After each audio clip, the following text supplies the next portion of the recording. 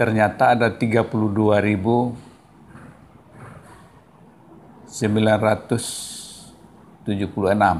Nah, ada ketentuan dari Kemensos bahwa 6 bulan ke depan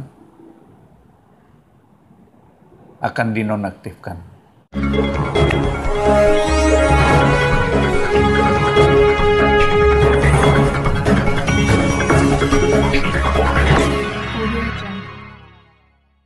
...32.976 peserta BPJS yang dibiayai oleh APBN di Kota Kupang terancam dihapus. Untuk mengetahui lebih jelas mengapa hal tersebut bisa terjadi, ikuti penjelasan Kadis Sosial Kota Kupang Ludwig Jugulape saat diwawancarai Suara Fakta Hukum di ruangan kerjanya Jumat 10 Juli 2020 berikut ini. Sejauh mana pelayan BPJS dan bantuan terhadap masyarakat Kota Kupang tahap 2? Pak bisa menjelaskan. Baik, terima kasih Pak Jack.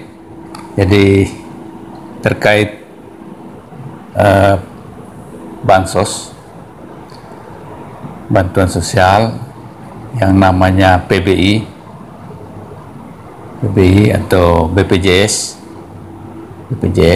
kepesertaannya di Kota Kupang yang dibiayai APBN sesuai SK Mensos terbaru 105.911 orang perorangan. Jadi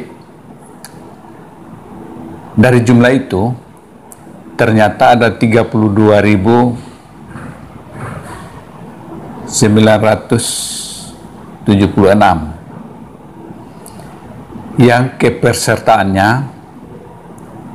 memang sudah menjadi peserta PBI yang dibiayai APBN, tapi ada kendala karena mereka ini adalah peserta yang non-DTKS, artinya belum terdata dalam atau belum terdaftar dalam data terpadu kesejahteraan sosial.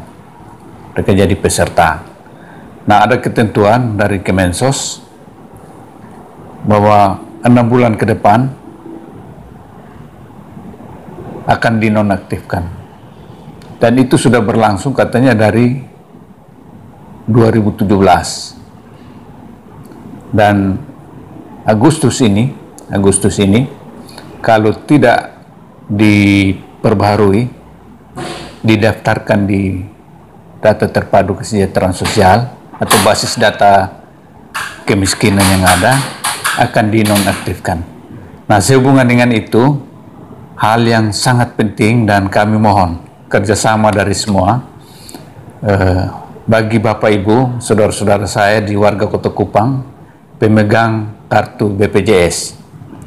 Nanti silakan berkoordinasi dengan kelurahan masing-masing, karena surat penegasan dari Pak Wali Kota telah disampaikan bersama list nama-nama itu kepada Bapak Ibu Lurah se-Kota Kupang untuk ditindaklanjuti dengan mendata, memasukkan mereka dalam DTKS, data terpadu kesejahteraan sosial, dengan cara mengisi formulir 44 namanya. Nanti silakan berkoordinasi dengan pihak kelurahan, dan nanti akan ada musyawarah kelurahan untuk menetapkan nama-nama mereka. Mulai sejak kapan itu masyarakat harus datang ke kelurahan, Pak? Mulai sekarang, mulai saat ini. Malah kami sudah informasikan sebelum-sebelum, tapi ketika kemarin rapat dengan BPJS dan penegasan dari Kemensos, surat baru kemarin dulu menegaskan demikian. Penegasannya bulan Agustus akan ada penetapan DTKS baru.